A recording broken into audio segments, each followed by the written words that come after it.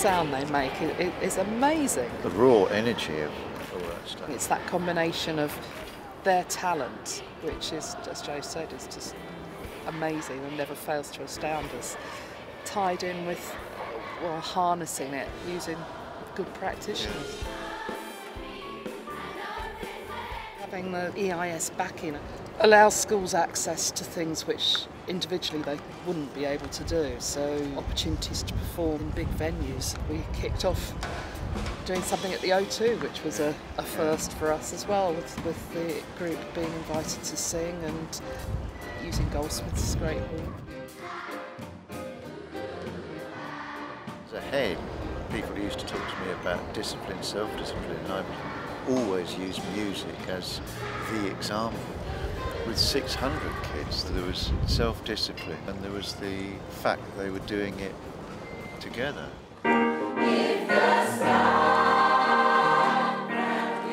We're starting a new choir, and it's called the David Idowu Choir. We're working in partnership with Excellence in Southwark and the David Idowu Foundation. David was a beautiful boy with a good smile, a good heart, very pleasant, very brilliant,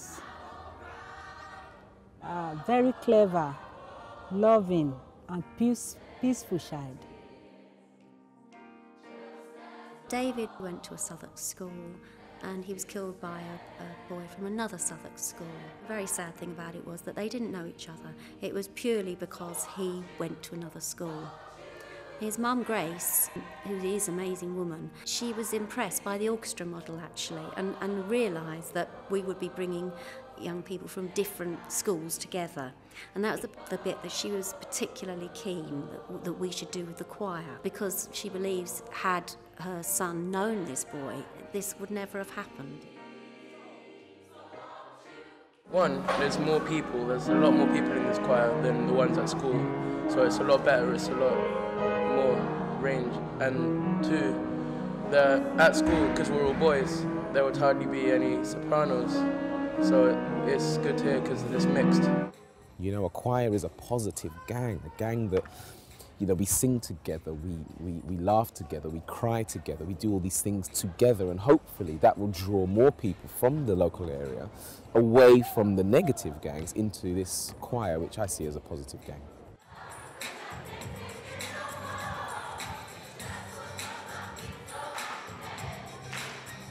Being involved in something that is in memory of someone who's passed on the streets where they live, for me is such a powerful thing, because it really helps them to zone in on the pain and the suffering that the families would have gone through, and therefore hopefully that would have an impact upon their lives to do things positively. The spirit and the energy has been so great, and the level of discipline has been really great, and so they're just a beautiful, wonderful bunch of kids that I've just had such a great time working with. For them to choose to come and sing, they are leaders, because leaders always find solution to the problem. I actually feel it actually brings unity in everyone, and like to bring love and care among the people of Southwark, to stop the bad parts of Southwark and bring out the good parts of Southwark.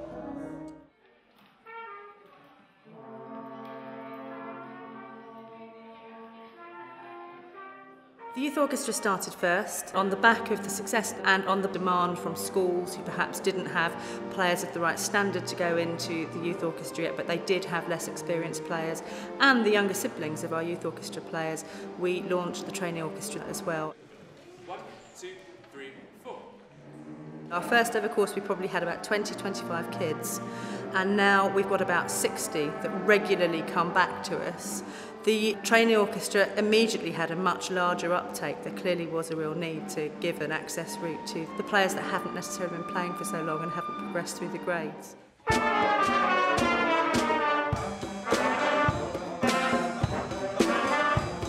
That we needed to give them some music that they were unfamiliar with, and some music that had some sort of resonance for them. And when I said we're doing horrible histories, they went, yes!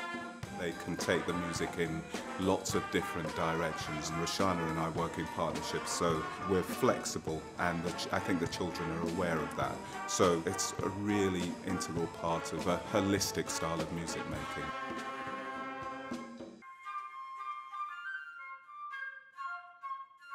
You take them from where they are, and then you work them up towards the next level. And they either get to the next level, or they might go beyond it, or they might not reach it. But wherever they are, I think the point of it is to move them forward in a way that they've enjoyed and that has real music in it, so that they're really aiming for the best. I learnt the highest note I can play on the flute, which is an F, and I learned how to trill, and I improved my breath stamina as well. I'm really excited because I like to see all those happy faces and smiley faces about the parents smiling about what we've done and how we worked so hard. We have a 2-day course where we put lots of different pieces together. We've got quite a diverse orchestra, so we like to reflect that in the repertoire as well. So we do things from the classical era, the romantic era, the modern era, and we put it all together. We have a first day of really intense rehearsals. Everyone gets to know each other again, new faces come along, we do sectionals, we did masterclass yesterday where people get the opportunity to perform, and we throw it all together and do a sharing session with the parents and the training orchestra. I've been with the SYO since it started. It feels like a one big family. It feels welcoming every time you step through the door. It's an opportunity to, meet new people, get better at your instrument, and I think being put from practicing in your room to playing in this great big orchestra is such a difference, but it's so rewarding at the end of it. So yeah. Playing different pieces that I haven't played before, and having something to do in a big orchestra, which is great. Because I always watch orchestras and I'm like, oh, I want to be part of that, and now, I am. Spring Sharing's main objective is for children in schools to see the work that goes on in other schools, specifically related to the Wider Opportunities programme. It's just a great opportunity to share what you can do in a ukulele programme, or what you can do on a recorder programme, or the Musical Futures programme, which is more rock pop based for the secondary schools.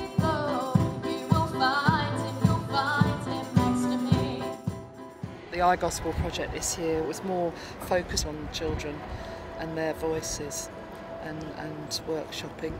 The workshops are always fantastic anyway, and they get a great experience.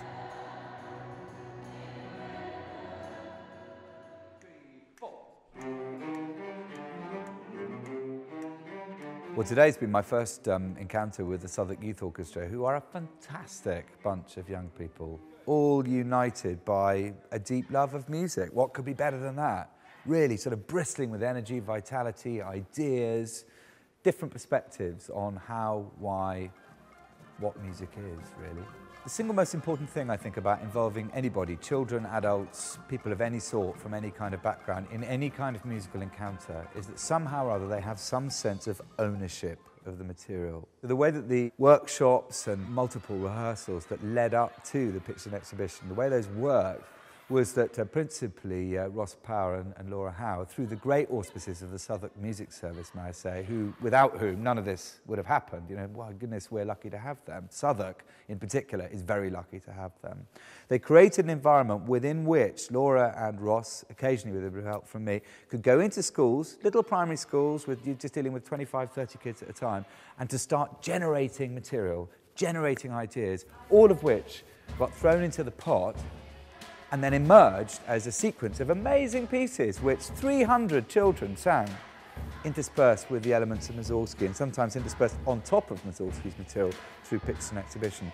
So genuinely, those 300 kids, each and every one of them having had some part in the creation of all of what they were doing. So they stood there, they were proud, they were loud, they were strong, they were focused. It was their material that they were sharing with a packed festival hall audience. It was a very exciting moment.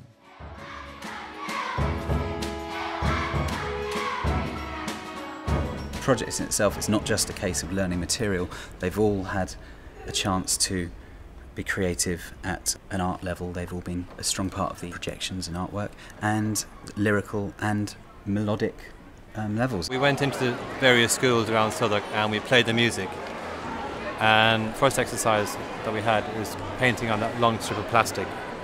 And then after we finished doing the painting, I got them to walk around and look at each other's work that they did.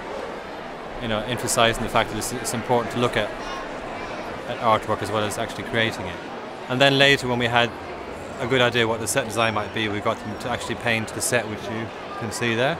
They're exploring a different kind of music that they wouldn't usually do, even being able to come to the Royal Festival Hall and be a part of something here is unbelievable for them. And they all know what an orchestra is, but they don't get it until they get here and they see the orchestra and then they hear the orchestra and they see the space, and yeah, it's really good for them.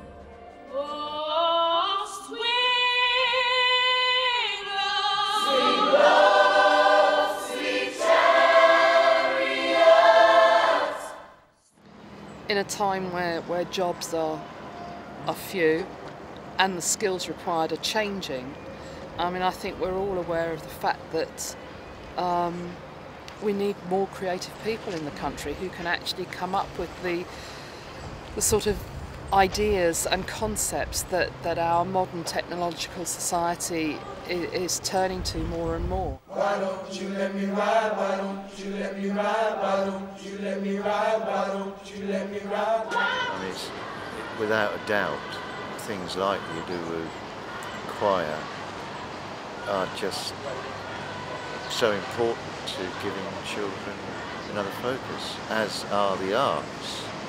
I mean, they're kind of pivotal in giving kids another way of thinking, another way of believing, another way of expressing themselves, and another way of achieving.